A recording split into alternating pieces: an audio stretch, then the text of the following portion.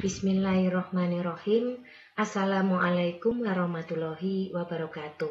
Bertemu lagi dengan saya pada mata kuliah Keamanan Sistem Komputer pada hari ini, hari Selasa, tanggal 20 Oktober 2020.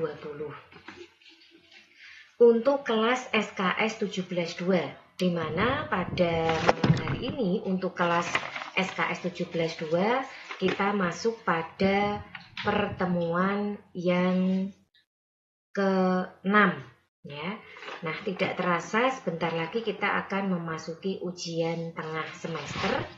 Harapannya semoga mahasiswa kelas SKS 17.2 ini tidak ada yang memiliki tanggungan untuk tugas harian berupa kuis dan tugas pada waktu tertentu dikumpulkan berupa tugas-tugas untuk membuat makalah misalkan.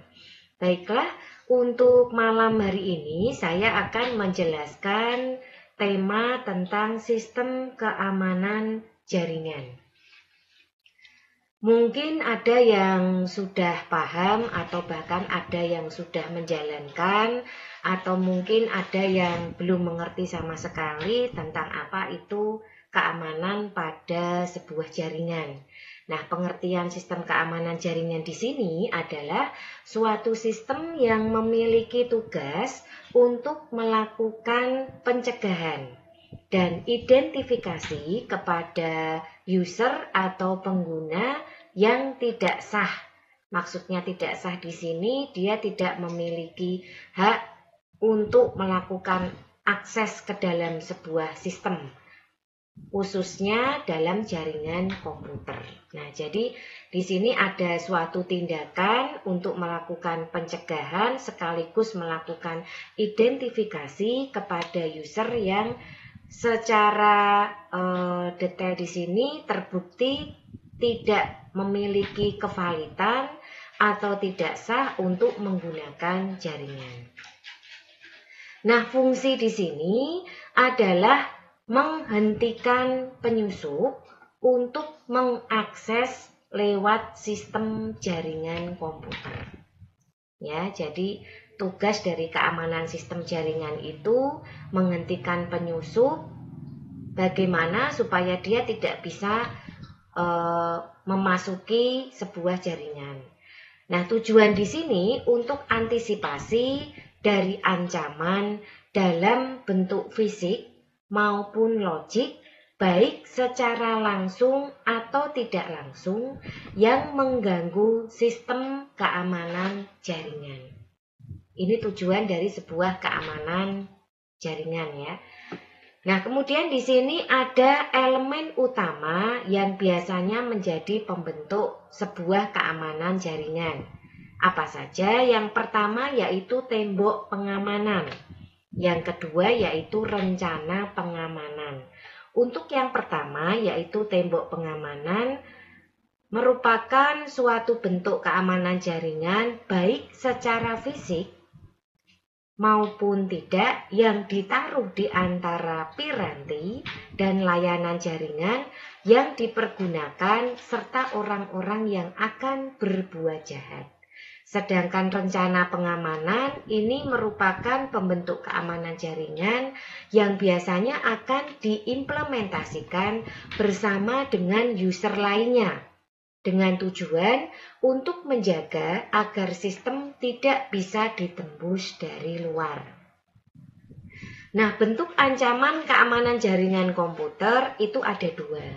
Yang pertama secara fisik, yang kedua secara logik. Untuk yang pertama secara fisik adalah contohnya pencurian hardware komputer atau perangkat jaringan. Yang kedua, kerusakan pada komputer dan perangkat komunikasi jaringan. Yang ketiga ada wiretapping. Yang keempat ada bencana alam. Kemudian secara logik itu ada kerusakan pada sistem operasi atau aplikasi. Kemudian yang kedua ada virus dan yang ketiga sniping. Berikut beberapa bentuk ancaman jaringan komputer, contohnya sniper. Di sini peralatan yang dapat memonitor proses yang sedang berlangsung. Jadi jika ada sebuah proses, maka dia dapat memonitor proses tersebut. Spoofing, di mana penggunaan komputer untuk meniru, yaitu dengan cara menimpa identitas atau alamat IP. Kemudian yang ketiga ada remote attack, merupakan segala bentuk serangan terhadap suatu mesin di mana penyerangnya tidak memiliki kendali terhadap mesin tersebut karena dilakukan dari jarak jauh di luar sistem jaringan atau media transmisi. Hole, kondisi dari software atau hardware yang bisa diakses oleh user yang tidak memiliki otoritas atau meningkatnya tingkat pengaksesan tanpa melalui proses otorisasi. Breaking, perilaku menjadikan sistem pengamanan telepon melemah. Hacker, orang yang secara diam-diam mempelajari sistem yang biasanya sukar dimengerti untuk kemudian mengelolanya dan men-share hasil uji coba yang dilakukannya. Hacker biasanya tidak merusak sistem. Cracker, orang yang secara diam-diam mempelajari sistem dengan maksud jahat. Muncul karena sifat dasar manusia yang biasanya selalu ingin membangun, yaitu salah satunya merusak. Adapun ciri-ciri dari cracker ini biasanya membuat program. Nah, program yang dibuat ini bisa saja dalam bentuk bahasa C, C++, atau Perl dan memiliki pengetahuan tentang TCP/IP. Menggunakan internet lebih dari 50 jam per bulan. Menguasai sistem operasi Unix atau VMS. Suka mengoleksi software atau hardware lama. Terhubung ke internet untuk menjalankan aksinya. Melakukan aksinya pada malam hari dengan alasan waktu yang memungkinkan, di mana jalur komunikasi tidak padat dan tidak mudah diketahui oleh orang lain. Cracker melakukan serangan karena beberapa faktor. Di antaranya ada spite atau kecewa atau balas dendam. Yang kedua sport, untuk berpetualang. Yang ketiga profit, untuk mencari keuntungan dari imbalan orang lain. Yang keempat curiosity atau mencari perhatian. Kemudian yang kelima yaitu politics, alasan politis. Berikutnya adalah faktor penyebab resiko keamanan jaringan komputer, yaitu faktor human error atau kelemahan manusia.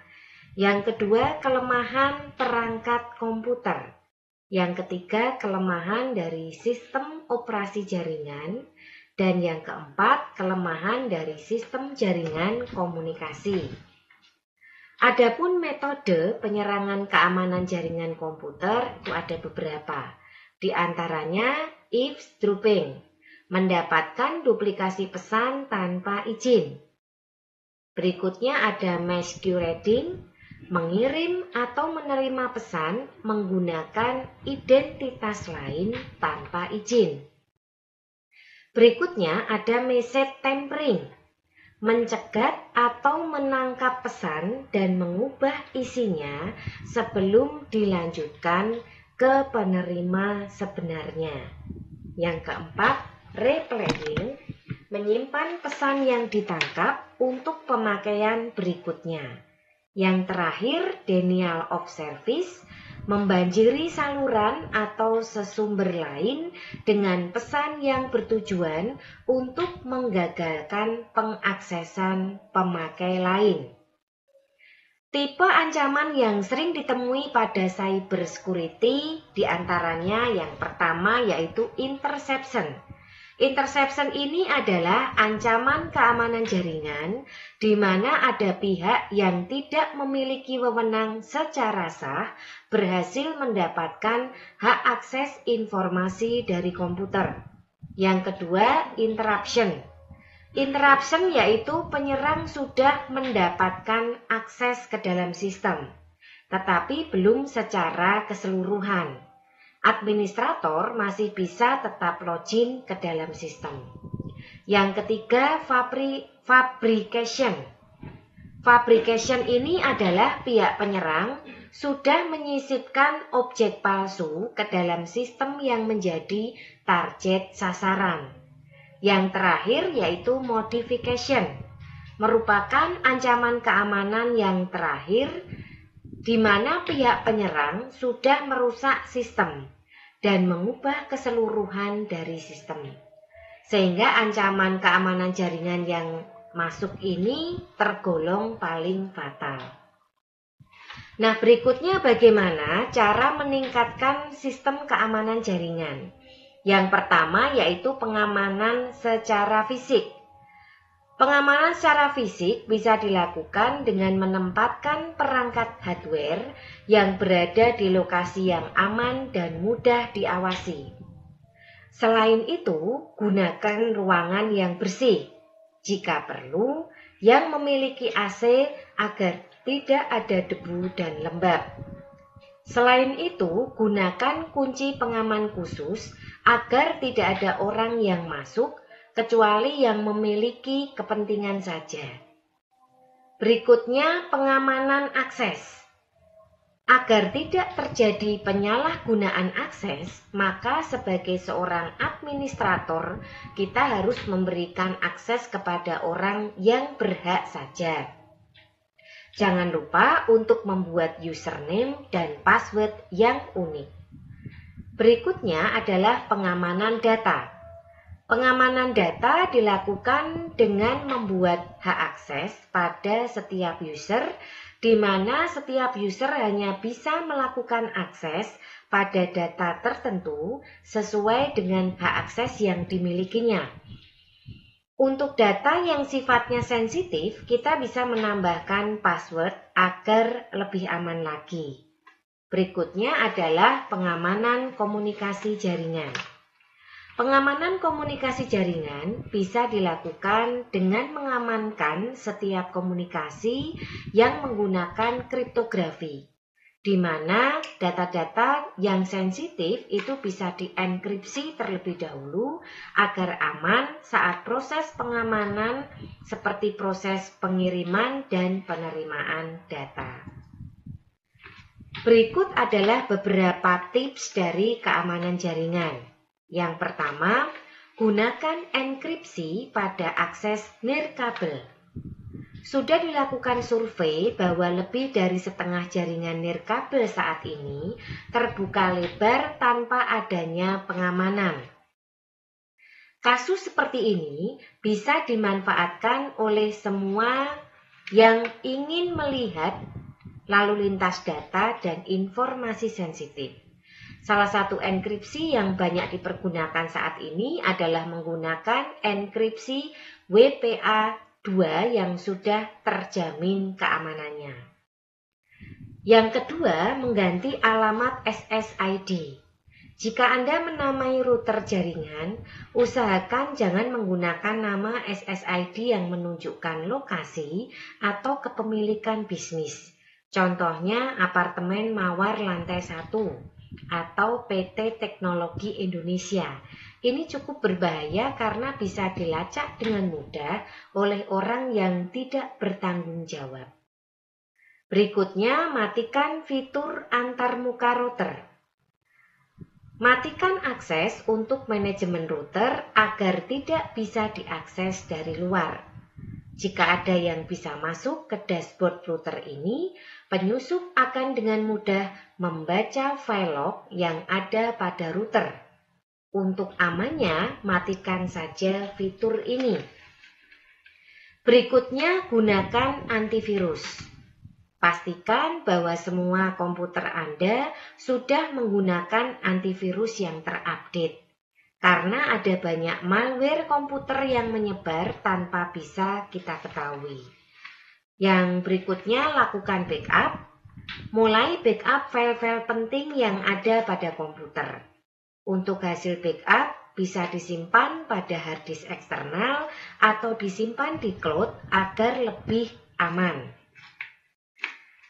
Berikutnya kita akan membahas manfaat dari keamanan jaringan. Yang pertama, dapat menggunakan sumber daya secara bersama-sama. Misalnya, seorang pengguna yang berada di 100 km jauhnya dari suatu data tidak mendapatkan kesulitan dalam menggunakan data tersebut, dan seolah-olah data tersebut berada di dekatnya.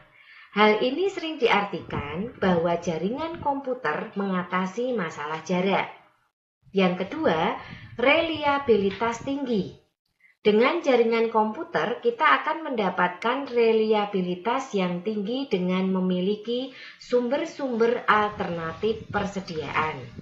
Misalnya, semua file dapat disimpan atau dikopi ke 2, ketiga, atau lebih komputer yang terkoneksi ke jaringan. Sehingga bila satu mesin rusak, maka salinan di mesin lain bisa dipergunakan. Yang ketiga, menghemat uang. Komputer berukuran kecil mempunyai rasio harga atau kinerja yang lebih baik dibandingkan dengan komputer yang besar. Komputer besar seperti mainframe memiliki kecepatan kira-kira 10 kali lebih kecepatan komputer kecil atau pribadi. Akan tetapi, harga mainframe 1000 kali lebih mahal dari komputer pribadi. Ketidakseimbangan rasio harga atau kinerja membuat para perancang sistem membangun sistem yang terdiri dari komputer pribadi. Berikut pengertian aspek pada keamanan jaringan. Aspek-aspek itu meliputi yang pertama, confidentiality. Ini merupakan pencegahan bagi mereka yang tidak berkepentingan dapat mencapai informasi. Secara umum dapat disebutkan bahwa kerahasiaan mengandung makna bahwa informasi yang tepat terakses oleh mereka yang berhak, bukan orang lain. Sama analoginya dengan email maupun data-data perdagangan dari perusahaan. Berikutnya ada integrity, merupakan pencegahan bagi mereka yang tidak berkepentingan dapat mencapai informasi. Secara umum dapat disebutkan bahwa kerahasiaan mengandung makna, informasi yang tepat terakses oleh mereka yang berhak.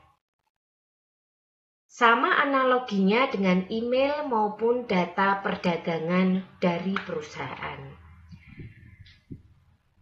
Secara umum, integritas ini berarti bahwa informasi yang tepat memang tepat di mana-mana dalam sistem, atau mengikuti istilah messaging, tidak terjadi cacat maupun terhapus dalam perjalanannya dari penyaji kepada penerima yang berhak. Berikutnya ada availability, upaya pencegahan ditahannya informasi atau sumber daya terkait oleh mereka yang tidak berhak. Secara umum, makna yang dikandung bahwa informasi yang tepat dapat diakses bila dibutuhkan oleh siapapun yang memiliki legitimasi untuk tujuan ini. Berkaitan dengan messaging system, maka pesan itu harus dibaca oleh siapapun yang dialamatkan atau yang diarahkan sewaktu mereka ingin membacanya. Berikutnya non-repudiation. Aspek ini menjaga agar seseorang tidak dapat menyangkal telah melakukan sebuah transaksi. Ini dukungan bagi electronic commerce. Berikutnya ada authentication, suatu langkah untuk menentukan atau mengonfirmasi bahwa seseorang adalah autentik atau asli. Melakukan autentikasi terhadap sebuah objek adalah melakukan konfirmasi terhadap kebenarannya. Sedangkan melakukan autentikasi terhadap seseorang biasanya adalah untuk memverifikasi identitasnya. Pada suatu sistem komputer, autentikasi biasanya terjadi pada saat login atau permintaan akses. Nah, untuk login atau permintaan akses di sini ada istilah yaitu pada saat kita melakukan login ya, itu ada permintaan untuk memasukkan data di situ. Ada semacam verifikasi untuk identitas yang sudah kita masukkan sebelumnya. Berikutnya akses kontrol, sebuah metode untuk mentransmisikan sinyal yang dimiliki oleh node-node yang terhubung ke jaringan tanpa terjadi konflik. Berikutnya ada accountability, merupakan pembatasan akses untuk memasuki beberapa lokasi.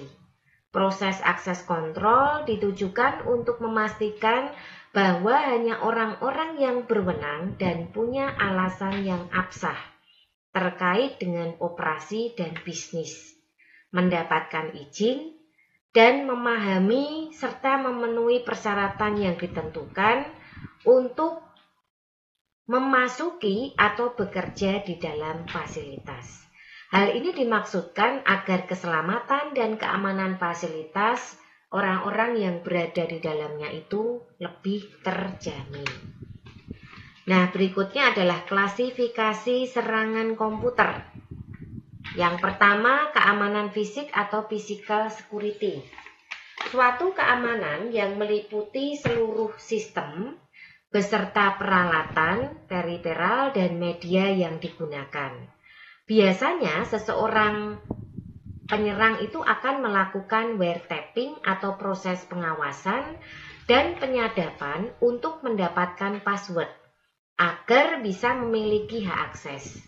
Dan jika gagal, maka DOS atau Denial of Service akan menjadi pilihan, sehingga semua servis yang dipergunakan oleh komputer tidak dapat bekerja.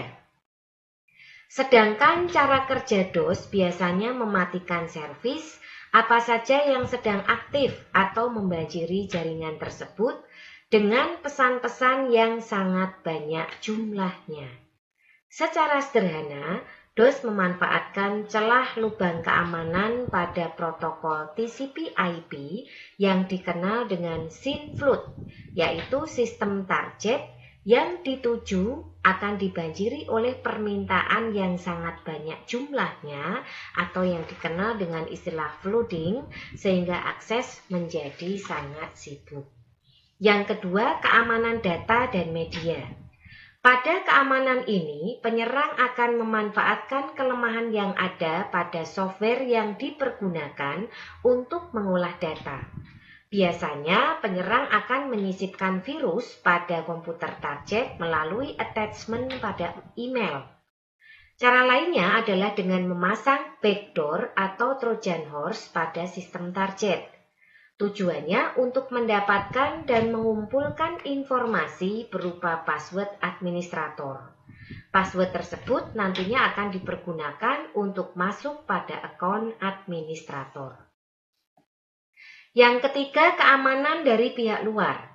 Memanfaatkan faktor kelemahan atau kecerobohan dari orang yang berpengaruh merupakan salah satu tindakan yang diambil oleh seorang hacker maupun cracker untuk dapat masuk pada sistem yang menjadi targetnya.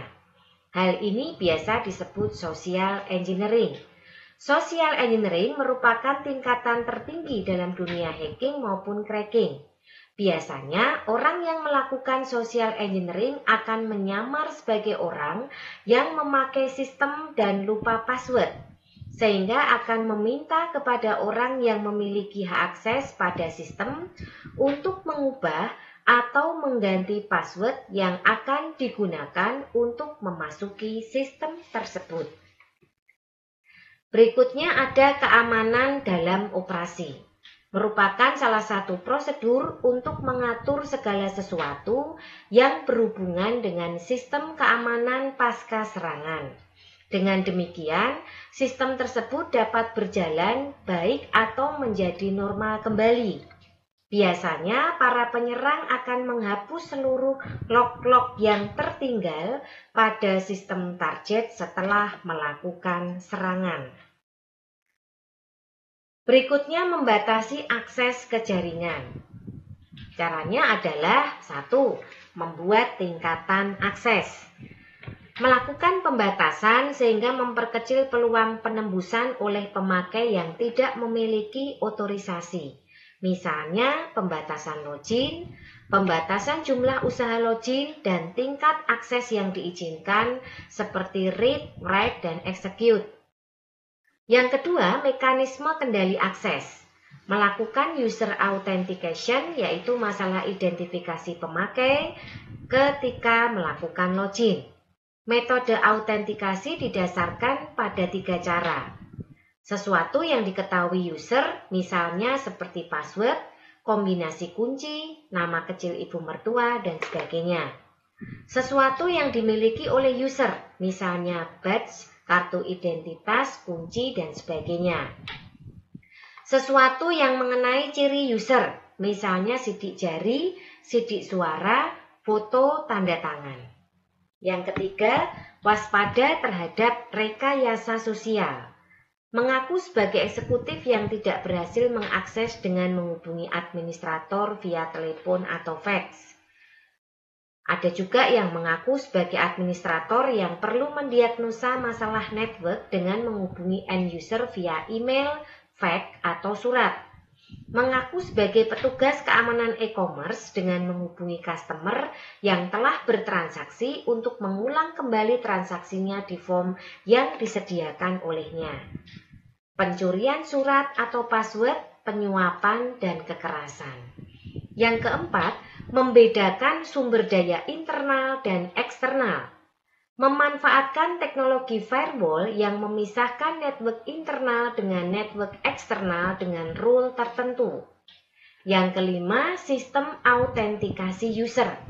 Sistem autentikasi user adalah proses penentuan identitas dari seseorang yang sebenarnya.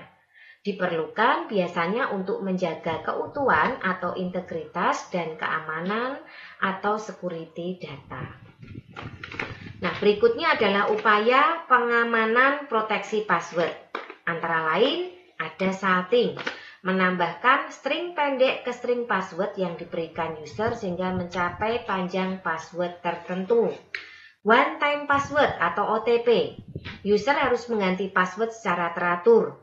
User mendapat 1 buku berisi daftar password. Setiap kali melakukan login, user menggunakan password berikutnya yang terdapat di daftar password. Tantangan tanggapan atau challenge respon. User diberikan kebebasan memilih suatu algoritma, misalkan X pangkat 3. Ketika user login, komputer menuliskan di layar angka 3. Dalam kasus ini, user mengetik angka 27 agar login berhasil. Algoritma dapat berbeda di pagi, sore, dan hari yang berbeda dari terminal berbeda dan seterusnya.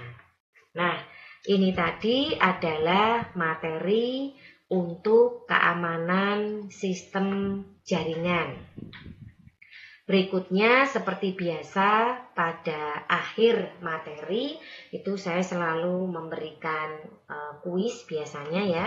Untuk malam hari ini kuis ditiadakan dan saya ganti dengan tugas di mana dengan spesifikasi sebagai berikut. Buatlah makalah untuk contoh studi kasus sistem keamanan jaringan. Jadi silahkan Anda mencari contoh sebuah kasus tentang sistem keamanan jaringan. Dibuat dalam format PDF, kirim ke Classroom seperti biasa. Tugas minimal 1 halaman, lengkapi dengan gambar dan solusi untuk kasus tersebut, dan terakhir buatlah kesimpulan. Jadi cukup jelas ya untuk tugas yang saya berikan ini. Saya minta membuat sebuah makalah dengan tema tentang sistem keamanan jaringan. Silahkan mencari contoh studi kasus di luar, bisa browsing banyak sekali. Dan misalkan itu sebuah kasus, tolong sertakan juga sumbernya. Ya, jadi kejadian itu berada di mana, terjadi kapan, seperti itu. Nah, ini tolong disertakan sumbernya juga. Tugasnya nanti minimal 1 halaman, dilengkapi dengan gambar akan lebih bagus ya. Usahakan ada gambar contoh dari kasus tersebut. Kemudian solusi untuk menangani kasus tersebut. Dan terakhir, tolong buat kesimpulan versi Anda. Jadi menurut pandangan Anda, sudut pandang Anda sebagai mahasiswa dengan kasus yang terjadi pada case tadi yang Anda angkat di situ, contoh kasus yang Anda angkat itu apa kesimpulannya? Nah, kira-kira itu saja yang bisa saya berikan untuk malam hari ini. Jangan lupa untuk tugas itu nanti dikumpulkan minggu depan ya. Ini saya buatkan tugasnya sekalian untuk SKS 17.2.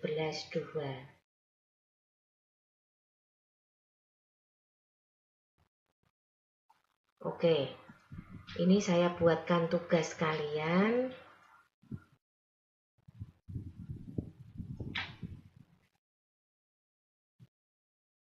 Makalah sistem keamanan jaringan. Soal ada di akhir PPT. Kemudian nanti dikumpulkan, tetap ada batas waktunya.